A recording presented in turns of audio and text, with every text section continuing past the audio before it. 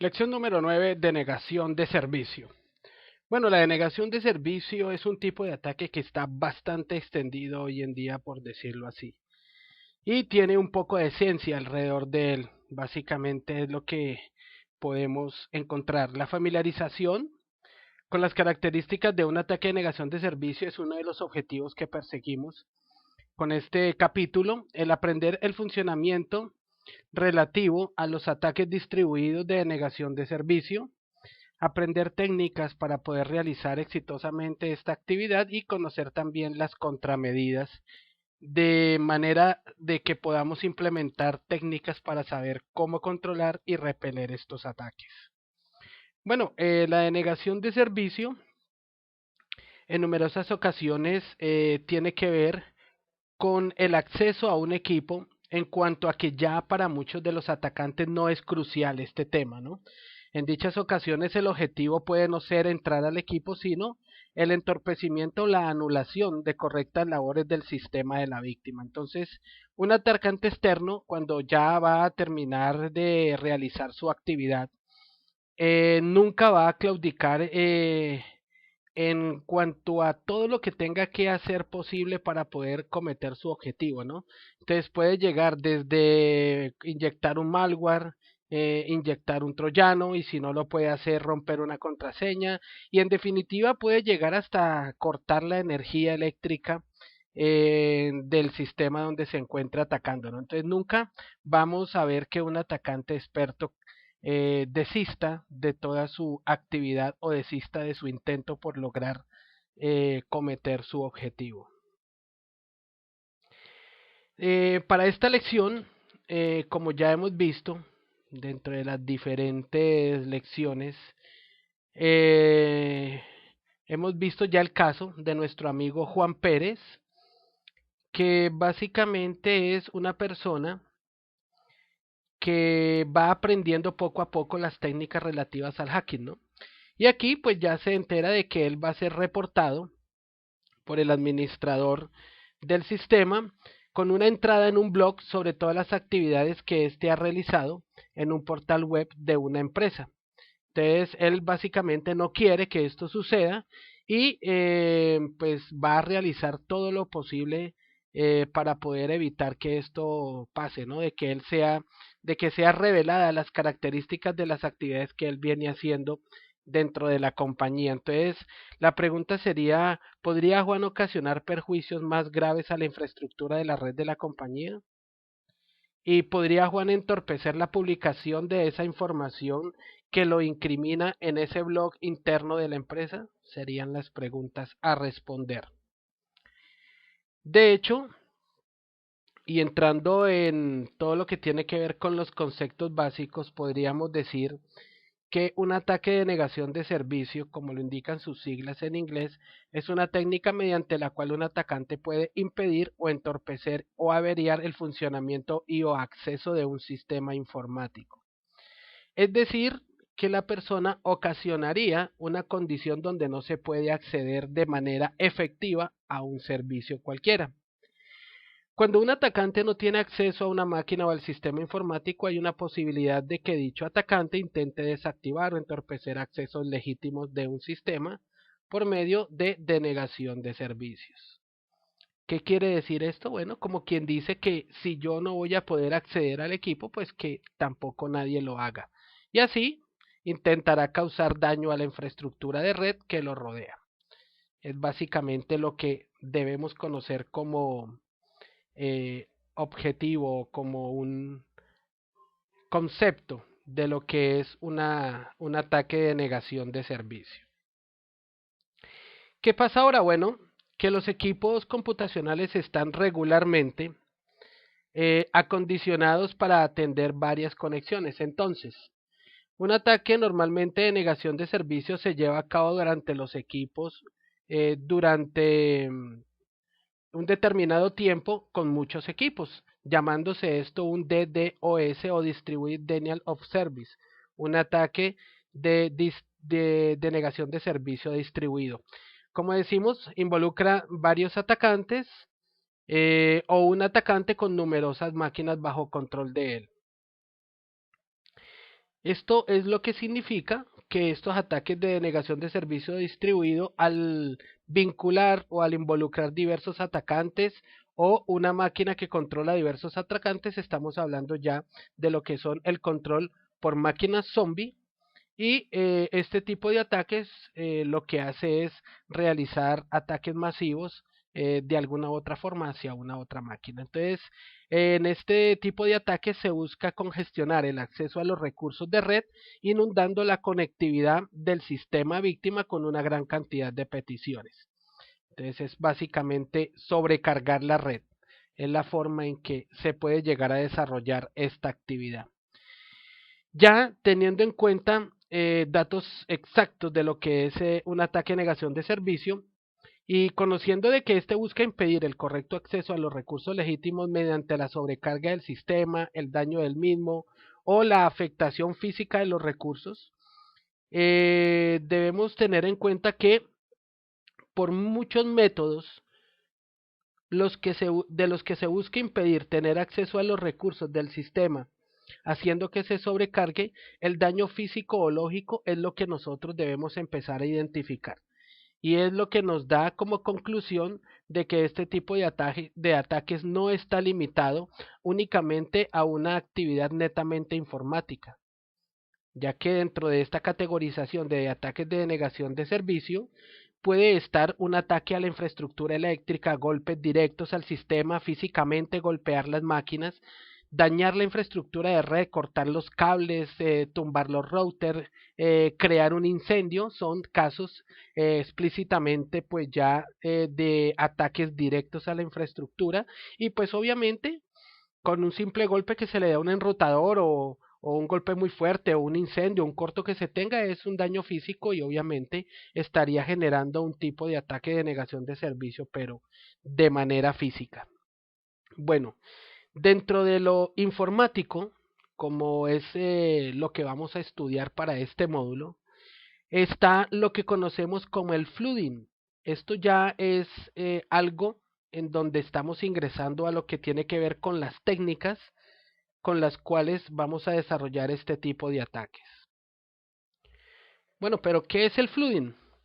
Bueno, en sí, el flooding es una técnica que consiste en sobrecargar los recursos informáticos de una víctima y en la mayoría de ataques de denegación de servicio distribuido se involucra algún tipo de flooding, ¿no? Entonces el flooding es utilizado en la mayoría de todos los ataques que tienen que ver con denegación de servicios distribuidos. Es importante ir conociendo estos términos y manejándolos desde ya. En el lado del flooding ya existe varios tipos de ataque, ¿no? Entonces, dentro de esos tipos de ataque están el ataque de Smurf Attack, donde el atacante envía numerosas peticiones de ICMP a diversos equipos en la red, logrando falsificar la dirección IP de la víctima como si fuera el origen de los datos. En la mayoría de los ataques que tienen que ver como flooding o el Smurf, es importante tener en cuenta de que se utiliza el protocolo ICMP casi en todos los casos, donde por medio del comando PIN lo que se hace es mandar paquetes de manera repetitiva, muchos paquetes hacia la víctima, con tanta cantidad que obviamente se van a agotar los recursos de cada una de las máquinas que reciben estos paquetes y obviamente no van a tener la facilidad ni el tiempo de responder estos paquetes, generando una denegación de servicio. Como lo decía anteriormente, el resultado entonces de la existencia de una cantidad de paquetes ICMP es inundar la víctima de tanta cantidad de paquetes que no puede responderlos y obviamente se va a generar ese problema. En este diagrama encontramos ya un tipo de ataque Smurf donde el atacante envía una serie de paquetes a los equipos que en última van a terminar atacando a la víctima por medio de un conjunto de paquetes ICMP o de tráfico hacia la máquina víctima, obligando a esta máquina víctima prácticamente a recibir todos los paquetes al mismo tiempo y tratar de colmar su memoria o colmar su buffer haciendo que la máquina se cuelgue y generando un problema de denegación de servicio. Ahora en este otro esquema vemos un ataque cualquiera de negación de servicio, donde normalmente se tiene un equipo superadministrador bajo el control de un atacante. Este tiene unos equipos en segundo nivel que se denominarían equipos maestros, y a su vez los que manejan estos maestros o estos equipos maestros van a tener sobre su control otros equipos que son los equipos denominados esclavos. Estos esclavos son los que finalmente atacarán a la víctima, generando el tipo de negación de servicio. Estos equipos esclavos normalmente se encuentran en esas redes en unas 6, 7 o hasta 10 capas con diferentes y eh, bastante número de computadores que se encuentren atacando a una misma máquina. Mientras que hay otros ataques como el de Flegel Attack, que utiliza la misma metodología que Smurf, a diferencia de que este pues no usa paquetes de TCP, sino que utiliza paquetes UDP en lugar de estos paquetes ICMP, ¿no? Entonces, los cuales, o sea, estos paquetes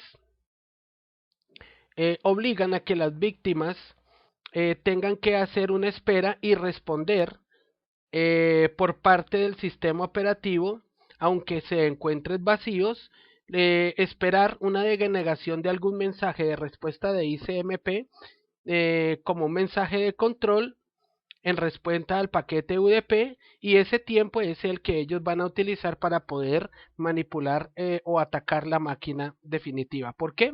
Porque utilizan paquetes UDP, porque pues a diferencia de los paquetes ICMP, la máquina no está obligada a que se haga de pronto de manera inmediata una respuesta. Entonces habrá una espera prudente para la denegación de un mensaje de respuesta de ICMP.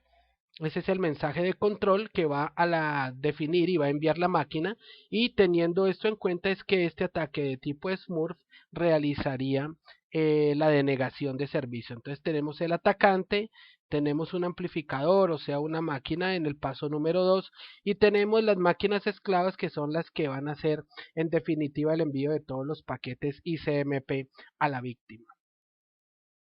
Bueno, estos ya son pues dos tipos importantes de ataques de denegación de servicio. Existen ya otros más comunes de denegación de servicio distribuido. A la hora de mirarlos detenidamente vemos de que un atacante que no posea los recursos suficientes en el momento de atacar un equipo víctima, pues ya existen otro tipo de elementos como son los backbone o los equipos de raíz, que hoy en día en Internet tienen unas medidas para poder mitigar eh, esto, este tipo de ataques, pero de todas maneras, siendo así, requieren de una infraestructura y un muy buen conocimiento para poder llegar a atacar. Existen diferentes herramientas, digámoslo así, o formas de ataque de las cuales podemos aprovecharnos para realizar denegación de servicio, y otra de las que vemos en estos momentos se llama buffer de overflow. Son las vulnerabilidades que encontramos de manera muy importante y que son la mayor fuente de las fallas de seguridad explotables hoy en día en las máquinas. Un ataque de overflow conduce con frecuencia a una falla inmanejable por el sistema, causando así un crash en la pila de memoria y generando obviamente un problema de denegación de servicio en el recurso de la memoria. Esto es lo que hoy en día vemos en los diferentes tipos de ataques de overflow. Entonces, un ataque de overflow hoy en día eh, tiene muchas condiciones, digámoslo así, en la parte de generación de la denegación del servicio, lo cual es algo que tiene que ver con la parte del manejo de variables de memoria por parte de los programas. Esto es bastante importante y hoy por hoy constituyen, como dice ahí, la fuente de explotabilidad más frecuente en estos momentos. Las fallas de seguridad en la parte de manejo de validación de memoria, de direcciones y variables de memoria. Podríamos decir que a nivel de web normalmente cuando se ataca un servidor web, los servidores pueden llegar a tener un overflow. En ese caso se caería el servidor y llegaríamos a obtener de pronto como resultado algunas consolas de manera remota o la denegación de servicio en los mejores de los casos. Entonces, la mayoría de las ocasiones de los ataques de denegación de servicio es algo que tiene que ver con las aplicaciones y que deben manejarse cuidadosamente cuando se están construyendo para que no tengan este tipo de problemas generando crash en el sistema operativo y obviamente tumbando los servicios.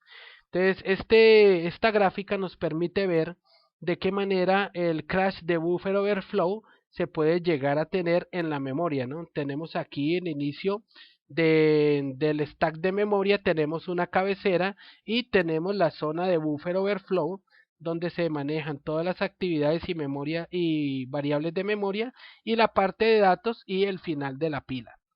Entonces aquí cuando ya existe una memoria, digámoslo así, limpia de ataques de overflow, tenemos lo mismo, el inicio de la cabecera y la pila, tenemos la cabecera, tenemos el buffer overflow que se genera aquí en la parte de las zonas de memoria, pero también se tiene una variable de fin, una variable de start, otra cabecera y sigue así sucesivamente hasta colmar toda la pila. Entonces, esta es una forma que podemos ver y conocer que el tema de aprovechamiento de vulnerabilidades en el manejo y la validación de las variables de memoria son una herramienta importante para generar un buffer overflow o un crash en el sistema operativo, obligando a que se tenga que denegar el servicio obligatoriamente en las máquinas, ¿no? Que la máquina tenga que reiniciarse prácticamente. Entonces, en esta figura, el tipo de overflow, de buffer overflow, se realiza en un stack y el cual está ejecutando un determinado programa cualquiera. Entonces, aquí en esta estructura, en la parte de abajo, se tienen las direcciones de memoria como tal que corresponden a una rutina padre. Entonces, aquí el programa o el stack crece hacia arriba y las direcciones de memoria aumentan hacia abajo. Tenemos que el stack crece hacia arriba y con esta flechita vemos que el stack tiene una cantidad de direcciones de memoria que crecen hacia abajo. Bueno, vamos a suponer que hay una variable de retorno en el programa y un puntero que es el que se obtiene cuando se ha terminado de ejecutar una rutina, pero que no es el puntero de retorno, sino el puntero donde se guarda cierta información. Además hay una variable de tipo carácter, la cual es una variable vectorial, y acá la vemos identificada como char. Entonces tenemos esta variable identificada como char, tiene 12 caracteres como máximo. Tenemos la primera dirección de memoria y como vimos que las direcciones de memoria crecen hacia abajo, pues vemos que en la parte de abajo inferior tenemos la dirección de memoria número 11. Supongamos de que un usuario al tener que llenar este vector, que sería una entrada de usuario como cualquier otra desde un teclado, escribe la palabra hello. Entonces vamos a ver en esta gráfica que tiene la palabra HELLO y el retorno de carro, hello. Este normalmente funcionaría llenando los espacios del vector y su ejecución sería de una manera normal. Terminaría de llenar el espacio de memoria y continuaría ejecutando todo el redireccionamiento de punteros. Ahora, supongamos que en lugar de meter los datos que se ajusten a la extensión o la longitud del vector, como lo vemos en esta gráfica, vamos a digitar una cantidad de caracteres que sea más largo o que llene y sobrepase el espacio que ha sido separado para la parte de almacenamiento de variables de memoria. Aquí se pasaría totalmente cuando empecemos a digitar una cantidad de caracteres como por ejemplo la letra A, como se ve acá, se pasa del espacio de memoria hacia otros espacios que están destinados para otras características de la memoria. Entonces terminaríamos sobreescribiendo direcciones de memoria que están reservadas a otras funciones, como vemos en el caso del color azul claro y el verde. Esto me permitía poder dejar esos punteros libres y lograr ejecutar código de manera arbitraria, y si lo tenemos obviamente con privilegios altos del sistema, como tal, pues acá perfectamente podríamos hasta tratar de ejecutar una shell de comandos en caso de que literalmente lo podamos realizar, y de esta manera poder llegar a ejecutar código arbitrario, órdenes que nosotros necesitemos, y de forma muy básica estaríamos generando un buffer overflow.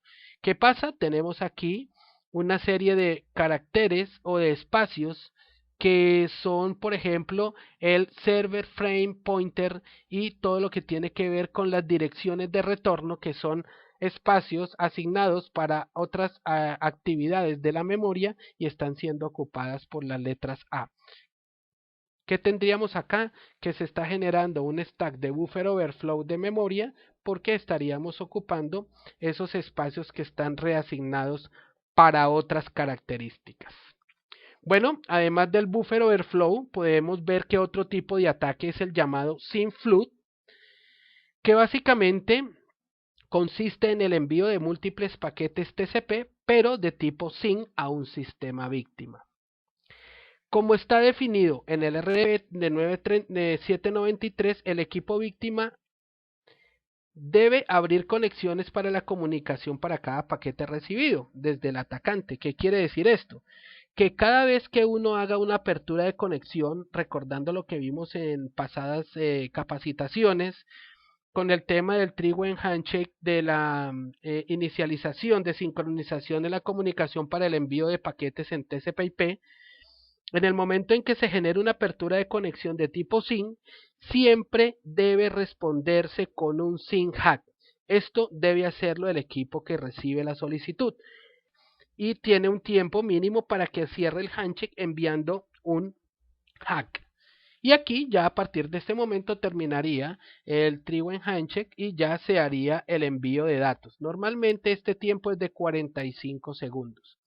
Entonces, aquí este tiempo es aprovechado, y debido a esta ventana de tiempo que debe ser conservada por el equipo víctima, pues para poder esperar la respuesta de comunicación, en ese tiempo una intensidad apreciable de paquetes puede llegar a causar el agotamiento de los recursos de la víctima.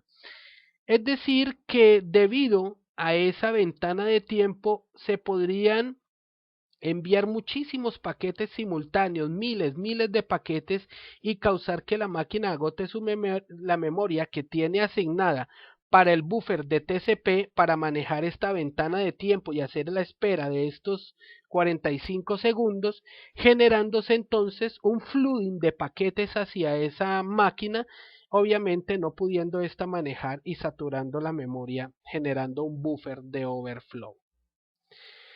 Como vemos en estas gráficas tenemos una pequeña explicación para identificar los stacks y las operaciones que se generan con él. Entonces, para el tema de los stacks hay unas operaciones que se realizan normalmente, se llaman push y se llaman pop. En la parte de push debemos saber que push significa hundir el stack, o sea, el stack o las direcciones de memoria aumentarán, o podemos hacer que aumenten o que se asignen direcciones de memoria más altas, o que se encuentren arriba de los punteros de retorno. Y ya el pop es al revés, es como tratar de empujar el stack hacia arriba, y en el stack tendríamos el vector que se denomina como arreglo y el EBP. Entonces tenemos acá que el push es como presionar las direcciones de memoria que aumenten hacia abajo, y en el pop estamos como tratando de empujar a que suban. Entonces en el stack encontramos el arreglo que básicamente es el inicio del stack. Tenemos el EBP, que significa Execution Base Pointer, lo cual es el puntero de base. Tenemos el red, que es la dirección de retorno, y tenemos A y B como unas direcciones de memoria que forman parte del componente del stack. Entonces esta sería como la forma en que el stack va a conformarse. Miremos un ejemplo de cómo funciona la memoria, y esta depende de la letra A y B. Entonces tenemos acá una función que depende de la letra o de las variables A y B, y lo que hace es generar un arreglo de 5 caracteres para poder ejecutar la rutina. Entonces la rutina de ejecución dice 1 y 2. Tenemos acá main, function 1 y 2. ¿Esto qué quiere decir? Quiere decir que tendríamos dentro de la ejecución de la función un arreglo de 5 caracteres, y que posteriormente imprimiría la dirección de retorno del puntero. Aquí estaría imprimiendo la dirección de retorno del puntero. Cuando esto se compila y se ejecuta, vemos lo que tenemos acá en el stack execution. Entonces tenemos ahí, primero se hace un push al puntero base. Entonces tenemos acá el comando y con la bandera push al puntero base, que es el execution base pointer. Ese es el primer paso que se realizaría. En la siguiente dirección se copia el valor del puntero base al valor del puntero de ejecución. Generamos un movimiento del valor del puntero base al valor del puntero de ejecución. Después se hacen un par de operaciones en el módulo, se generan estas operaciones, movimiento 1, movimiento 2, y copiar la dirección de memoria de un byte inmediatamente anterior. Es lo que se realiza en estas dos operaciones. Y 1 y 2 bits inmediatamente anteriores, y luego se llama a la dirección de memoria en donde reside la función. Entonces se hace un call a la llamada de la función, que es en el exacto momento en donde se está la ejecución del main. O sea, este main se va a ejecutar exactamente en este momento cuando se hace el llamado a la función. O sea que hasta acá tenemos la definición de la función, y abajo se llamaría la ejecución posteriormente, que se describe en el puntero de ejecución con la dirección 0x8 048500 en el puntero de ejecución. Esto es básicamente lo que realizaría, o la forma en que se manejaría el tema de implementación del stack de memoria. Bien, ahora vamos a suponer que tenemos la función de tipo void, la cual no retorna ningún tipo de valor. Lo que hace es definir un arreglo o un vector de 30 caracteres o dígitos. Estos son 30 caracteres posibles. Una vez que esto se ha definido, lo que hace es esperar y tomar desde el teclado una respuesta y esperar a que dé enter. Después pasaría a mostrar lo que se introdujo desde el teclado para esta función. O sea, que acá el main lo que hace es ejecutar un prom y un return 0 y sale con éxito. Esto es lo que haría: retornar el input y retornar 0 y salir con éxito. Es muy importante ver esto, ya que si corremos el programa, al esperar la entrada, estaríamos esperando una entrada de datos desde el teclado de manera normal, y si se introduce la letra A en 6, 7 o 8 caracteres, él lo que hace es imprimir esa misma letra A en 6, 7, 8 caracteres. Esto es de manera normal la ejecución del programa. Mirándolo desde el punto de vista ensamblador, es algo muy sencillo, pero luego se pasaría aquí al programa, estamos ejecutándolo, a mover el puntero al puntero de base, y luego se mueve el puntero de base al puntero de ejecución, y se haría un llamado a la función de return input. Eso es lo que sucedería.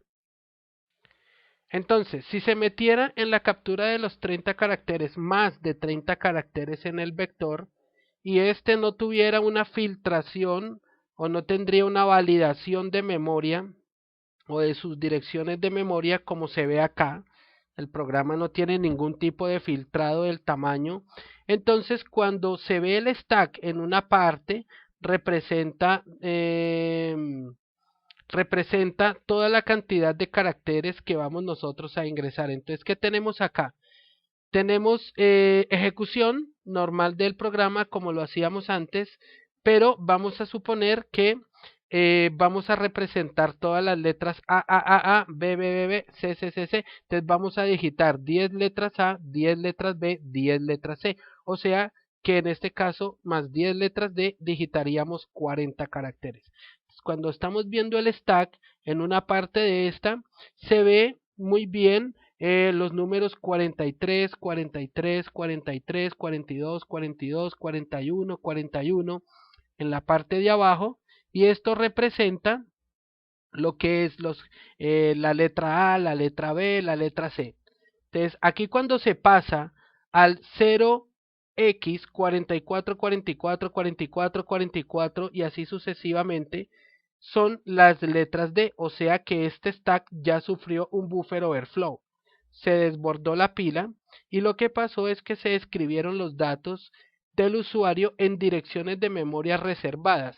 Por consiguiente, veríamos que hasta 30 caracteres que soporta el stack estaría normalmente ejecutado, pero de ahí hacia abajo se sobreescribirían otras direcciones de memoria que únicamente están permitidas para direcciones de memoria de otro tipo o de otras características, ¿no? O que funcionen para otras cosas.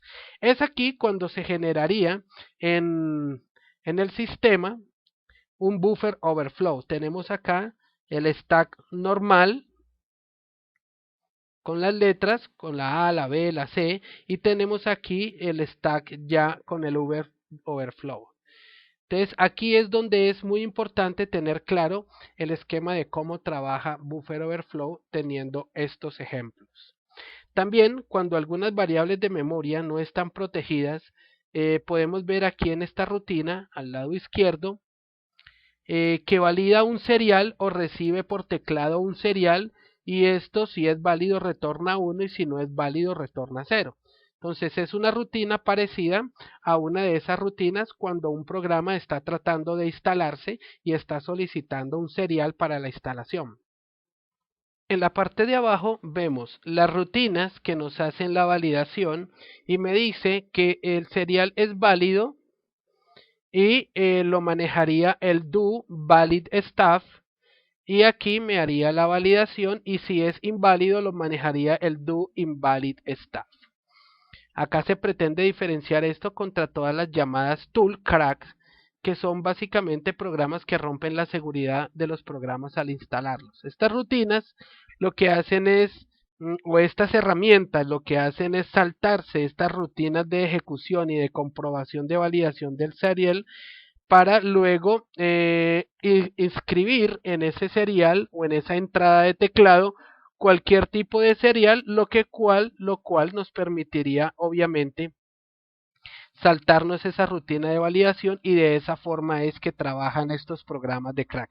Cuando tenemos algún tipo de programa que tiene un keygen y ese keygen va a coger y va a ejecutar o va a crear un supuesto key válido, cuando tenemos este tipo de ataques de buffer overflow, lo que vamos a realizar es que se genera un push sobre el puntero base, se hace un movimiento del puntero base al puntero de ejecución, luego se llama la subrutina y se generan una serie de comandos o se generan una serie de actividades de movimiento, y cuando se hace el llamado a la validación del serial, se genera el stack de buffer overflow saltándose, haciendo un salto a esta validación de este serial y terminando el programa sin ningún tipo de problema. Entonces esto es lo que se generaría y lo que funcionaría o haría un ataque de buffer overflow en el caso de lo que son los programas de cracks.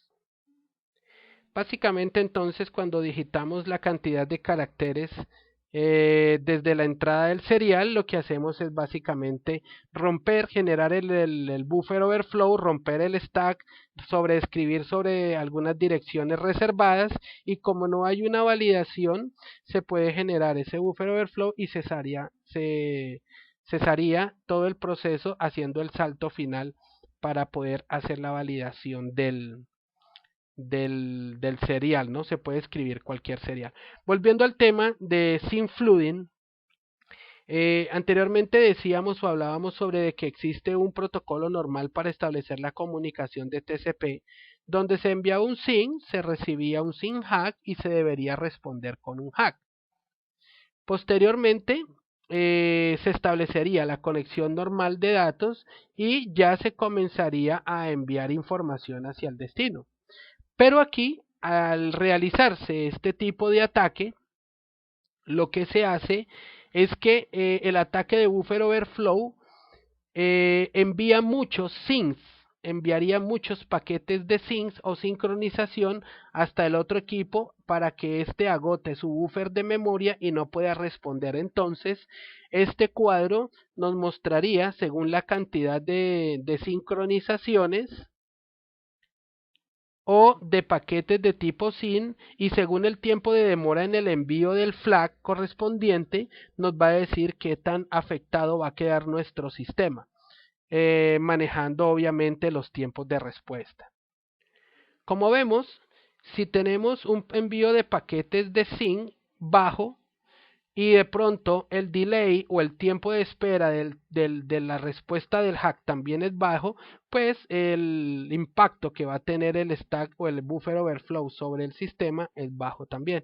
Y así sucesivamente, teniéndolo hasta que se maneje, por ejemplo, un envío de paquetes de tipo medio, pero con un tiempo muy alto de espera, vamos a tener un impacto medio sobre el sistema operativo. Entonces, esto es muy importante, ya que si la necesidad de SYN recibió un impacto muy alto sobre el sistema, entonces pues aquí ya tendremos generación de bloqueos del mismo, de negación de servicio de algunos servicios que tenga montados el sistema operativo, entre otros.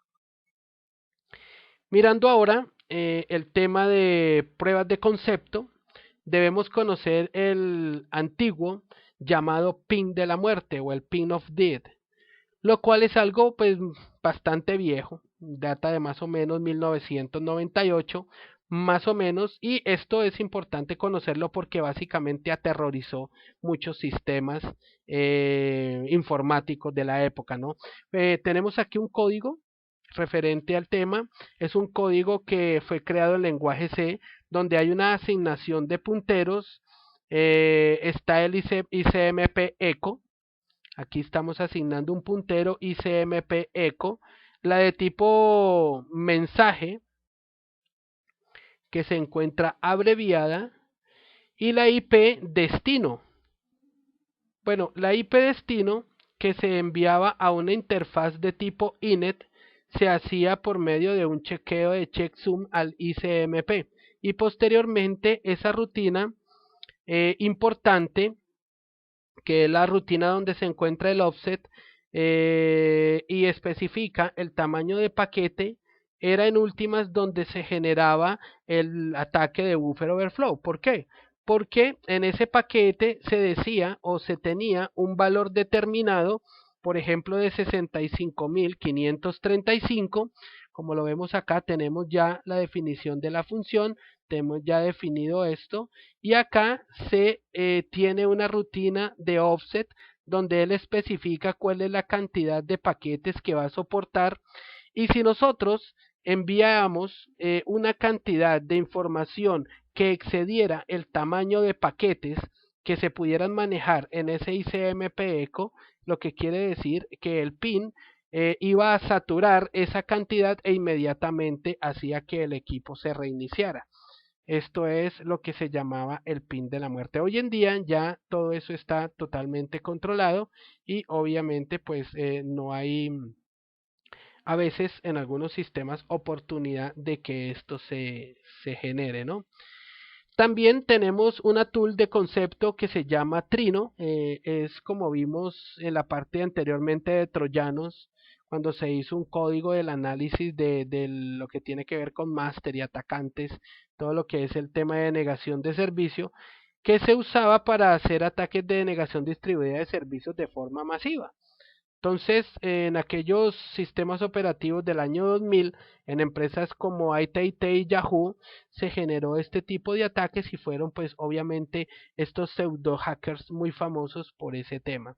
Hoy en día ya ese riesgo de red es global, o sea, es un riesgo que no es, digamos, de manera importante a nivel global, porque su patrón ya está conocido, entonces ya Trino lo conocen y su patrón ya es identificado, pero dentro del marco del precedente que generó Trino, actualmente, pues como se dice, Trino no representa un riesgo real, pero dado al patrón que generó, al poder nosotros llegar a saturar de esa manera un sistema, pues a partir de ahí surgió y provocó un boom de desarrollo de nuevas herramientas y estas herramientas de desarrollo de negación distribuida de servicios lo que desembocó fue a los ya conocidos y actuales botnets, que hoy en día son elementos que están muy implementados y son elementos que están muy, digámoslo así, dedicados a lo que son todos los tipos de ataques del sistema. Tenemos acá un componente Daemon de Trino, es una rutina donde hace un envío de paquetes. Aquí tenemos la estructura de la rutina, tenemos unos soutsyn, esos soutsyn tienen una comparación, unos condicionales de retorno y por medio de estas rutinas lo que hacía él era enviar todo lo que era el tipo de paquetes y como se ve pues define un socket de salida, un puerto al que va a ir, al que va a ir dirigido. Normalmente estamos viendo aquí el puerto 31.335 y así sucesivamente generaba todo lo que era la salida de paquetes. Aquí también está el componente master, que es la rutina de envío de paquetes de denegación distribuida de servicio, y esta rutina tiene toda una lista de los equipos esclavos que van a tener o que van a estar a disposición de Trino para ya lo que es el envío masivo de paquetes. Y en este componente, finalmente en esta rutina, vemos un ataque de Trino por parte del protocolo UDP para hacer denegación distribuida de servicio a los componentes master de Trigo. Entonces tenemos aquí condicionales que se generan para la salida de buffer o el envío de paquetes, pero se está utilizando o se está haciendo envío de paquetes a través del protocolo UDP.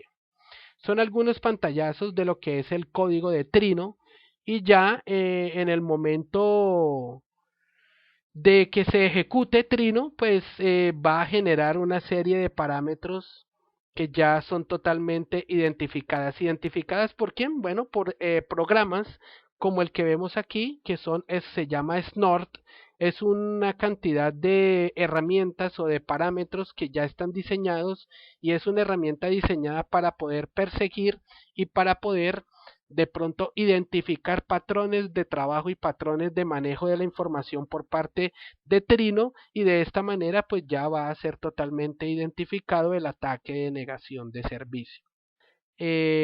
Como muestra aquí Snort en la identificación de paquetes, como lo vimos anteriormente, actúa sobre los puertos 32.335 y 27.444. Entonces es bien interesante el conocer este tipo de herramientas como Snort que nos van a ayudar. Ya bajando un poco de lo que es hacer una denegación distribuida, se tiene los ataques llamados de trier drop o ataques de lagrimeo. Es aquel en el cual se fragmenta un paquete y luego se agrega información incorrecta a uno de sus fragmentos, haciendo que haya una redundancia en el reensamblaje del paquete, lo cual puede llegar a ocasionar denegaciones de servicio también. Bueno, acá como la víctima no está preparada para el reensamble de paquetes que están mal formados de manera manejada, o previamente ya hecho el atacante esto, puede llegar a generar denegación de servicio y el equipo se reiniciaría. Esto normalmente utiliza paquetes de tipo UDP y al no tener pues el víctima o la parte víctima, la robustez de una verificación de paquetes y su fragmentación, pues se generan este tipo de problemas. Algunos elementos de red, como algunos appliances importantes, pero unos appliances bien robustos, son equipos que pueden llegar a reensamblar los paquetes, revisar el tipo de ataque que pueda llegar a haber ahí y luego volver a fragmentarlos para enviarlos a su destino. Pero obviamente son equipos de altísimo nivel, son equipos muy costosos y se necesitaría un esquema de procesamiento bien interesante para poder contener y reensamblar y volver a fragmentar el tráfico que se viene por una red. Entonces, aquí ya es bien interesante el tema de conocer cómo funciona el paquete de ICMP, de cómo se componen los datos de ICMP encapsulados y se observa cómo es el tema de la fragmentación como un método de alto nivel para el uso de ataques sofisticados. La mayoría de los ataques de red en la actualidad implementan este tipo de esquema de fragmentación. En alguna de sus fases, en cualquiera de las partes, se tiene que implementar fragmentación de paquetes. Aún así, en diferentes tecnologías modernas como firewalls e IDS que permiten el reensamblaje de tráfico antes de llegar a su destino, esto puede llegar a generar un problema para los atacantes. Entonces, normalmente se utilizan fragmentación de paquetes y paquetes mal formados para poder saltarse esas, digámoslo así, revisiones o ese monitoreo que normalmente están realizando los IDS o algunos firewalls. Entonces vemos aquí algún paquete completo que maneja un tipo de cabecera, maneja una cabecera de ICMP y los datos de ICMP. Entonces tenemos fragmentos en los cuales se compone todo el paquete.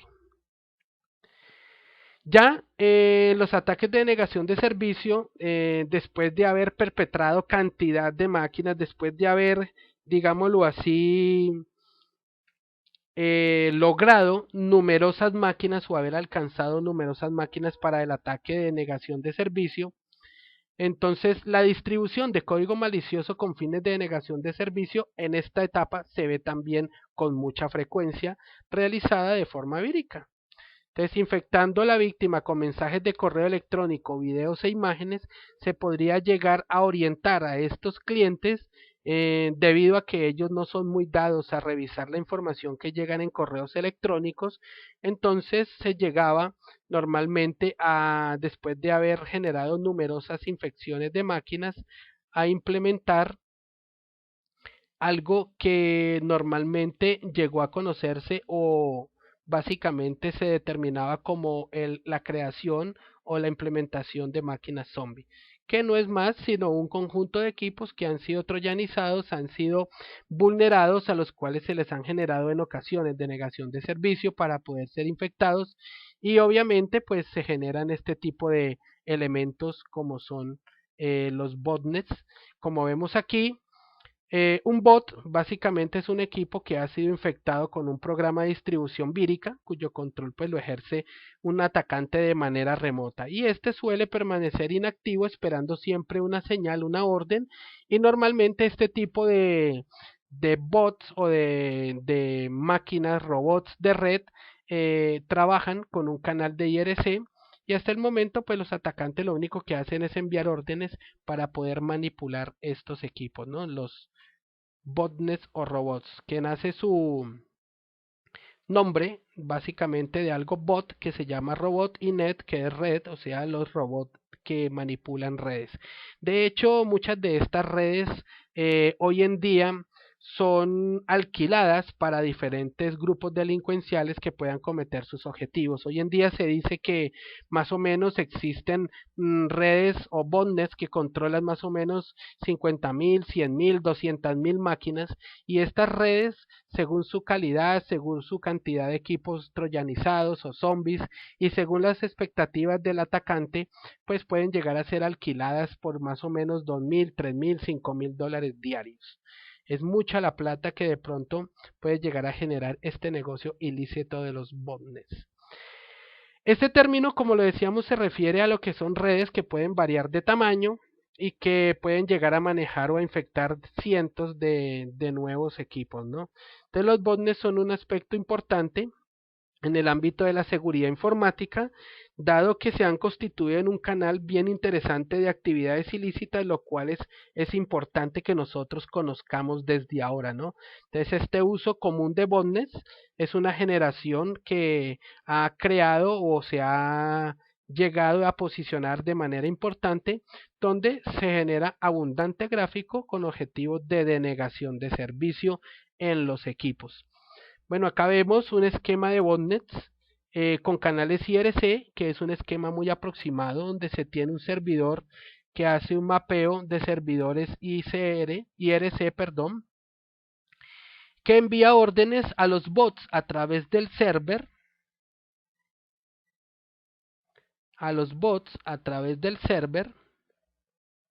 y después estos bots lo que hacen es atacar a la víctima con una serie de paquetes que ya hemos conocido con anterioridad. Entonces, aquí lo que se hace es de pronto permitir manejar una botnet, crear un ejecutable que infecte y maneje las botnets o algunos equipos como se quiera, y posteriormente de manejar todo lo que es la red de botnet desde el servidor, realizar lo que es el ataque. Es la forma en que podemos ver cómo se realizan este tipo de aspectos. Aquí viendo ya algunos ejemplos de programas, tenemos el Nuclear Bot como un software para el manejo de botnet, donde nos va a poder especificar y le podemos decir qué es lo que queremos que el botnet haga, cuáles son las máquinas que queremos que ataque, cuáles son el control de máquinas, que me entregue estadísticas numéricas, que me diga qué tantas máquinas tenemos bajo control, sus sistemas operativos, y le podemos dar un payload para irlo, digámoslo así, organizando en el esquema de lo que nosotros o lo que el atacante quiere realizar. Bueno, existe también unas características en cuanto al protocolo para efectuar ataques con éxito de negación de servicio. En este protocolo TCP/IP, el cual es muy útil para desarrollar este tipo de tarea. Entonces, estos ataques se llaman ataques push hack, y es aquel en el cual se envía un paquete con los bits o la bandera del paquete de TCP colocado en push, también la bandera de hack con todos los bits colocados a uno. O sea, que aquí lo que va a suceder es que el espacio de memoria que debe ser usado para ir a la siguiente capa del sistema, para poder desencapsularlo, se pone disponible para otros programas. O sea que al enviar muchos paquetes de push hack por decenas o miles, puede llegar a generar un ataque de negación de servicio. Esto es muy parecido a lo que se denomina un flooding, pero pues es con algo muy específico. Entonces aquí se determina que el protocolo TCP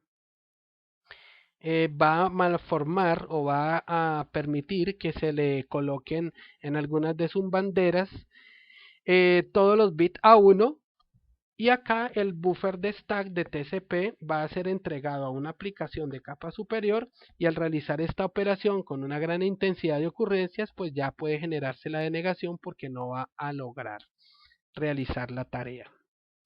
Importantísimo, ya en cuanto a lo que es un resumen de cómo se encuentran o las formas que hay para poder definir herramientas, vemos de que hay herramientas que se definen como herramientas agentes, herramientas para ataques de red de comunicaciones y herramientas XCS soportadas o que soportan este tipo de lenguaje o de programa. Entonces, las que manejan agentes ya tienen una forma de instalación y manejan rootkit escondidos. Cuando hablamos de que ellas se instalan, tenemos instalación y actividad, o un estado activo y un estado pasivo. Cuando tienen un estado activo es cuando se implementan software de backdoor o vulnerabilidades que aprovechan esto, caballos de Troya o buffer overflow. Y ya los que son pasivos son los denominados Banglet y unos bugs de huecos y unos archivos corruptos. Son de forma pasiva como podríamos definir aplicaciones de agente de configuración. Y cuando se encuentran rootkits escondidos, simplemente se hacen activación de comandos indicando si actúa o no actúa. En los ataques de red tenemos ataques por protocolo donde se utilizan los protocolos de ICMP, UDP y TCP y se emplean técnicas de encriptación donde ya sí existen agentes, agentes handler y existen canales basados en IRC. Aquí también tenemos los agentes de activación de método que manejan actividad y manejan todo lo que tiene que ver con layers en espera.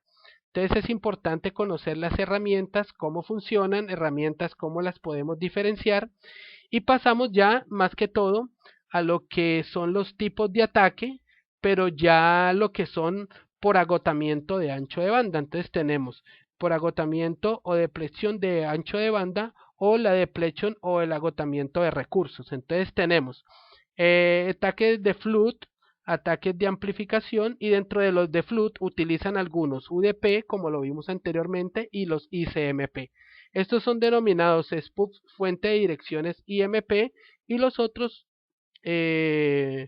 UDP son los que generan actividad sobre puertos randómicos o aleatorios y sobre el mismo puerto donde se está realizando el ataque. Finalmente tenemos los de recursos que son explotación de protocolos y lo que es la malformación de paquetes del protocolo. Cuando se utilizan los exploits de protocolo estamos hablando de ataques de tipo TCP/SYN, ataques de push hack como lo vimos anteriormente y en los de malformación de paquetes tenemos el ataque de direccionamiento de IPs y el paquete de el IP Packet Options, que es en donde se utilizan las direcciones origen y se malforman los paquetes para poder llegar a generar ese tipo de ataques de denegación de servicio. Bueno, ya para finalizar, vemos aquí que un ataque de negación distribuido de servicios de amplificación tiene que ver con el último tipo de ataque como son los ataques de DNS. Consiste entonces estos ataques de amplificación de DNS al envío de peticiones DNS desde una gran cantidad de equipos zombie ya controlados y manipulados, simulando hacer solicitud hacia él, pero en realidad se coloca es la solicitud de la dirección del IP de la máquina víctima. Estos zombies lo que hacen es enviar peticiones a DNS secundarios y DNS primarios y esas peticiones son amplificadas a toda la red exterior y de vuelta van a responder los servidores DNS la resolución de esos dominios o de esos paquetes y mediante este método cada una de esas peticiones al amplificarse van a llegar de parte de cada uno directamente a la máquina víctima. Es interesante conocer esta actividad de cerca porque nos va a permitir manejarlo. Veámoslo en este ejemplo de una manera mucho más gráfica, podríamos decirlo así. Entonces, aquí lo que hacemos es que se hace una petición de DNS por parte de la botnet a los DNS primarios. Tenemos aquí unas máquinas, que es una botnet, es un conjunto de máquinas troyanizadas y hace unas peticiones a los DNS de los usuarios o a los DNS primarios de los usuarios. Esto lo hacen para poder preguntarle a sus propios DNS, o sea, estos escalan la solicitud a los propios DNS o los servidores raíz y estos lo que hacen es preguntarle posteriormente a lo que es servidores del namespace. En esta parte ya es en donde hay otros servidores DNS y entre los cuales se encuentran los DNS primarios del equipo de la víctima, o sea que al encontrar esos DNS primarios de los equipos de la víctima, estos van a responder a los otros DNS y enviando cantidades interesantes de solicitudes de petición, ya es cuando este tipo de de servidores DNS primario de usuarios van a enviar todos esos paquetes hacia la víctima y obviamente se generaría el tipo de ataque de denegación de servicios de manera distribuida. Una herramienta importante se llama el ITA-Perl. Es una herramienta bien interesante para realizar ataques de denegación de servicio. ¿Qué contramedidas tenemos ya para finalizar el módulo del día de hoy? Bueno, por último tenemos contramedidas que podemos realizar en cuanto a la parte de detección inicialmente, la parte de detección y prevención de víctimas secundarias, donde manejamos servicios de red de proveedores y usuarios individuales. En los usuarios individuales lo que hacemos es instalar parches y empezar a manejar todo lo que son esquemas de defensa unitaria de usuarios. También podemos implementar detección y prevención potenciales ataques por medio de ¿qué? De MIPS estáticos y posiblemente también haciendo filtrado, ¿no? De software que egresa de nuestra máquina. También podemos mitigar o parar los ataques que se realicen realizando balanceo de cargas, haciendo de tunneling o haciendo drops de requerimientos sobre los protocolos y las peticiones. Y por último tenemos haciendo deflexión de ataques, donde implementamos honeypots para hacerle seguimiento a la forma de ataque de nuestro atacante o nuestro cracker, y pudiendo implementar todo lo que son shadows reales para redes y lo que son estudios de ataque por medio de los honeypot. Finalmente, pues ya cuando se ha perpetrado el ataque, lo único que nos queda es implementar procesos forenses. Cuando hacemos procesos forenses, analizaríamos el tráfico generado, generamos también análisis de paquetes o de trazas de bloques de direccionamiento y miramos los logs de eventos de las máquinas para poder determinar qué fue lo que pasó, desde dónde se hizo y cómo se hizo. Ya en cuanto a lo que es desde la óptica objetiva de la seguridad, es claro que este tipo de ataques de negación de servicios distribuidos pues son una amenaza que hoy en día está totalmente latente, están activos, están hoy en día entre nosotros. Entonces, las medidas que nosotros debemos implementar con mayor efectividad y las más recomendadas es la implementación de honeypots, que es algo que veremos en los siguientes capítulos del curso. Los invito entonces, ya habiendo finalizado este módulo, a que ustedes desarrollen los laboratorios paso a paso y bajen las herramientas y comiencen a realizar las prácticas necesarias. Nos vemos en la siguiente lección.